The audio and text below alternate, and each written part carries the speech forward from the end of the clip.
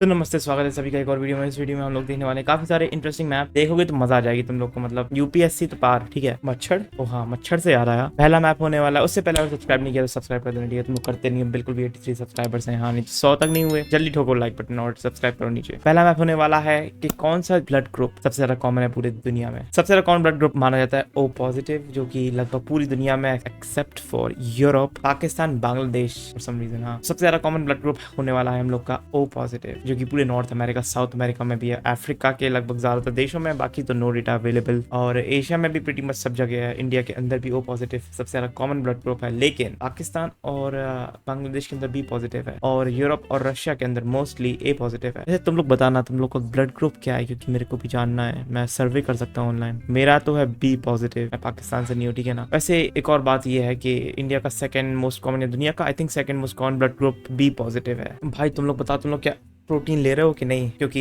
इसे देख के तो लगता है कि इंडिया में ज्यादा कोई प्रोटीन ले नहीं रहा है। Daily per capita protein supply consumption by country. So इसके अंदर अपन देखें तो हम लोग को पता है कि जितना बॉडी वेट होता है उतने ही ग्राम प्रोटीन लेना चाहिए। जैसे कि 50 बॉडी वेट है तो 50 ग्राम ऑफ प्रोटीन जरूरी है नॉर्मल लोगों के लिए, जिम वालों के लिए, एक्सरसाइज करने वालों के लिए, स्पोर्ट्स वालों के लिए। उससे 1.5 से 2 ग्राम चाहिए पड़ता है लगभग। जैसे कि अगर 50 है तो 70 या फिर 100 के आसपास तुम्हें चाहिए पड़ेगा पर डे प्रोटीन ग्राम्स में। तो इसके अंदर अपन देख सकते हैं कि काफी सारे देश है जिनका ऑन एवरेज आई थिंक मेरे ख्याल से 80 से 90 है दुनिया का प्रोटीन इंटेक। यूएसए के अंदर अगर अपन देखें तो 100 के आसपास हो रहा है, 110 एक्चुअली, 110 से ऊपर, जो कि बहुत ज्यादा है। इंडिया के अंदर देखें तो काफी कम है, अराउंड 68, जहां तक मैंने देखा था एक मैप में 68 था। सो डायाबॉलिकल। हाँ, और अगर अपन देखें सब सारा अफ्रीका का तो काफी ज्यादा लो है। वेल अगर तुम लोग इंडिया का भी देखना चाहोगे प्रोटीन मैप में दिखा सकता हूँ। जैसे कि ये अगला मैप जो कि है average protein intake in India, इसमें अगर अपन देखें तो हम लोग को दिख रहा है कि इंडिया का एवरेज है अराउंड 60-62 के आसपास, जो कि काफी ज्यादा, मैं बोलूंगा थोड़ा कम है, क्योंकि वर्ल्ड एवरेज आ रही है। तो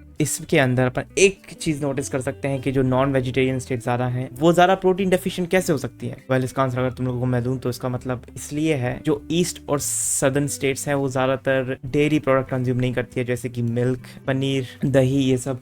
और बल्कि नॉर्थ स्टेट्स में देखें तो ऐसा नहीं है, क्योंकि यहाँ के लोग दूध को कंज्यूम कर सकते हैं, लैक्टोस इंटॉलरेंट नहीं है। दैट्स वाई नॉर्थ की जो स्टेट्स हैं वो दबा के दूध पीते हैं, दही खाते हैं। और एक और बात हम लोग को दिखेगी कि चावल साउथ के लोग ज्यादा खाते हैं, साउथ और ईस्ट के, क्योंकि यहाँ पर ज्यादा बारिश होती है, ज्यादा फेवरेबल टेम्परेचर होता है चावल के लिए, तो वहाँ चावल बनते हैं, वार्म टेम्परेचर होता है। और नॉर्थ में होता है काफी ठंडा टेम्परेचर भी होता है, गर्म एक्सट्रीम पे होता है, लेकिन वीट के लिए चाहिए पड़ता है थोड़ा सा ठंडा। तो वीट में पर कैपिटा अगर अपन देखें तो ज्यादा प्रोटीन होता है राइस के कंपैरिजन में। तुम सोच रहे हो कितना समझा रहा है न्यूट्रिशन के बारे में, क्योंकि भाई मैं रिसर्च करता हूँ, ठीक है। सो दैट्स द रीजन कि इंडिया में जो ज्यादा वेजिटेरियन स्टेट्स हैं वो स्टिल ज्यादा प्रोटीन कंज्यूम करें नॉन वेजिटेरियन स्टेट्स के कंपैरिजन में, जो कि तुम लोग देख सकते हो साउथ और ईस्ट में काफी ज्यादा नॉन वेजिटेरियंस है, और नॉर्थ और वेस्टर्न साइड में बहुत ज्यादा वेजिटेरियंस भर के। मैंने तुम्हें बता दिया है डिफरेंसेस, ठीक है।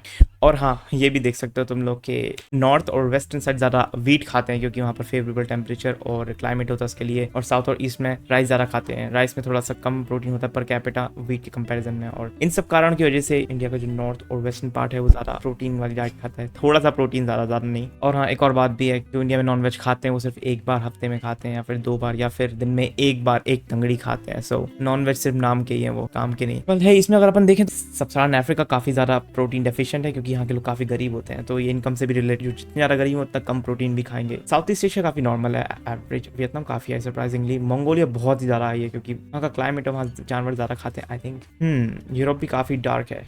अगला मैप है एशिया का HDI की ग्रोथ कितनी हुई है। हम लोगों ने डिस्कस किया था अपनी पिछली वीडियो में शायद, कि कैसे इंडिया का HDI बढ़ता जा रहा है रिसेंट समय में एकदम से। सो ये वो ग्रोथ है जो कि अपन को दिखा रहा है पिछले 4-5 साल में कहाँ का HDI सबसे ज्यादा बढ़ा। इंडिया का 5.2% ग्रोथ हुआ है, चाइना का 2%, जो कि हेल्दी उनके जो लेवल वो रीच कर चुके हैं ऑलरेडी। जो थोड़ा गरीब देश होते हैं, जो कम डेवलप होते हैं, वो स्लाइटली फास्ट ग्रो करते हैं, क्योंकि ज्यादा कैचअप करते हैं, उनको कैचअप करने के लिए आसान होता है। तो इंडिया काफी ज्यादा हाई है, जो कि अच्छी बात है। मिडिल ईस्ट थोड़ा बहुत सही है, तुर्कमेनिस्तान काफी हाई है, वियतनाम काफी high expected, Myanmar, even Thailand is in negative, Afghanistan negative, make sense, Mongolia negative, पता नहीं क्यों, जापान भी स्लो ग्रो कर रहा है। सो क्या तुम्हारे देश की आबादी गिरने वाली है 2050 तक? तो ये मैप हम लोग को दिखाता है कि कौन से देश की आबादी कितनी ज्यादा गिरने वाली है 2050 तक, अभी से लेके अगर चले तो। सबसे ज्यादा 159 मिलियन लोग चाइना से कम हो जाएंगे। वेल परसेंटेज वाइज ये सबसे ज्यादा नहीं है दुनिया में, क्योंकि चाइना के पास बहुत ज्यादा पॉपुलेशन है, तो इवन 1% भी उनका कहलाता है 14 से 15 मिलियन लोग। सो अराउंड 10% पॉपुलेशन लूज कर देगा चाइना अपना अगले 25-26 साल में। सो Russia -8.6 million, Japan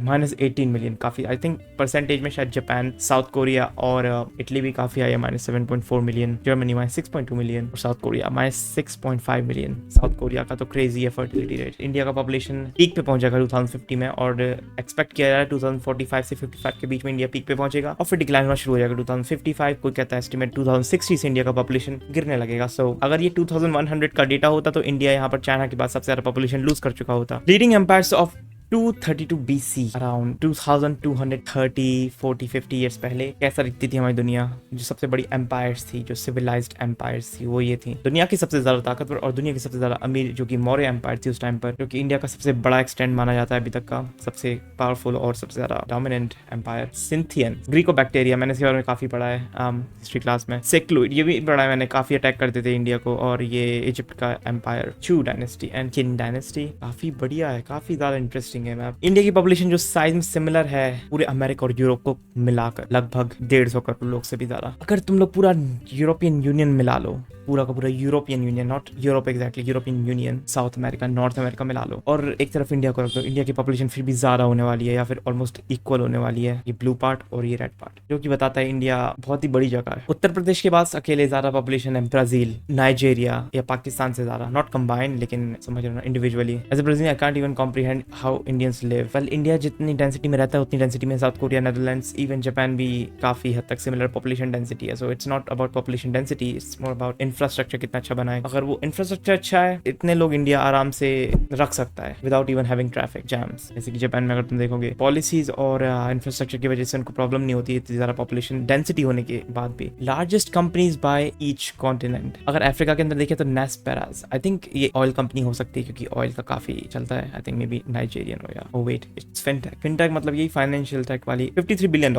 okay, may be south Africa या हो सकता है नाइजेरिया से हो या मे बी इजिप्ट से भी हो सकती है company. Then we have Mercado Libre, मेरे को नहीं पता क्या, ई कॉमर्स होते हैं लाइक अमेजॉन, साउथ अमेरिका की सबसे बड़ी कंपनी है। फिर एक कॉमन बैंक, जो कि बैंक है कोई ऑस्ट्रेलिया का, जो कि Oceania, Australia, New Zealand plus combine कर दो इन सबको, पैसिफिक आइलैंड्स, इनमें सबसे ज्यादा बड़ी कंपनी यही है। फिर आता है हम लोगों का सैप, जो कि यूरोपियन कंपनी है सॉफ्टवेयर वाली, और $350 बिलियन से कम वैल्यूएशन है। काफी कम है यूरोप को देख के, क्योंकि यूरोप में काफी लाइक रिच कंट्रीज हैं तो उनकी भी मार्केट कैपिटलाइजेशन ज्यादा होनी चाहिए थी। फिर आता है सऊदी अरामको, जो कि बेसिकली एक ऑयल कंपनी है, जो कि ऑयल निकालती है, सऊदी अरेबिया की है और इसलिए इनका काफी ज्यादा पैसा है, कंपनी बड़ी है। और फाइनली वी हैव एनवीडिया, जिसका मार्केट कैपिटलाइजेशन पूरी इंडियन इकोनॉमी के बराबर है, बिल्कुल $4.34 trillion. Oh my God, India की इकोनॉमी भी $4.3 ट्रिलियन की है। और ये सेमीकंडक्टर की कंपनी है। मेरे पास 2 ग्राफिक कार्ड है एनवीडिया के, एक खराब हो चुका है, एक लगा हुआ है RTX 3060 12 GB। मैं भी इनका हिस्सा हूँ आई गेस। इंडिया का जेंडर रेशियो देख लो friends. So according to this national family health survey 5, जो कि गवर्नमेंट का एक काफी बड़ा सर्वे होता है, इंडिया के अंदर कौन से डिस्ट्रिक्ट में ज्यादा फीमेल्स या मेल्स है। ओके, तो अगर अपन देखे जाए सेंट्रल इंडिया,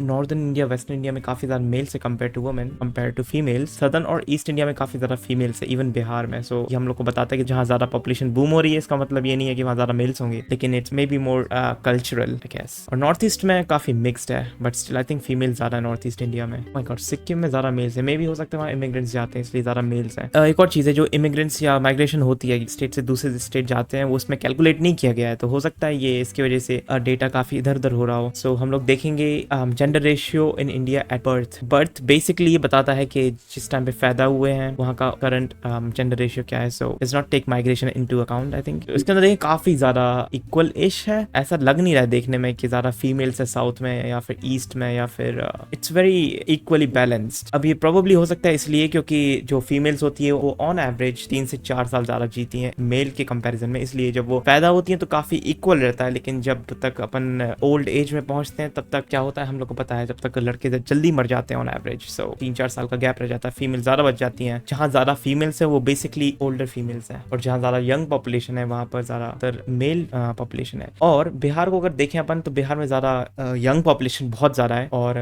गरीब स्टेट भी है थोड़ा, और इसके हिसाब से यहाँ पर मेल्स ज्यादा होने चाहिए। बट हो सकता है जो अगर अपन नॉर्मल जेंडर रेशियो देखें उसके अंदर माइग्रेट कर देते हैं दूसरे स्टेट को काफी ज्यादा लड़के, तो वहां पर ज्यादा लड़कियां बच रही हैं ऑन एवरेज। अगर वीडियो अच्छी लगी हो तो सब्सक्राइब कर देना, लाइक भी करके बता देना भाई, और कमेंट में तुम लोग बता दिया करे तुम लोग को पसंद आ रहा है नहीं आ रहा है, क्या चाहिए तुम्हें, क्या देखना है क्या नहीं देखना है। कोई बोलते ही नहीं है कुछ भाई, ठीक है बता देना। और मेरे 100 सब्सक्राइबर करा दो इस महीने तक, अगस्त के एंड तक, क्योंकि भाई 100 तो दे दो यार कम से कम यार, तुम लोग यार क्या कर रहे हो यार। ठीक है, मैं मिलता हूँ तुम लोग से अगली वीडियो में, तब तक के लिए see ya।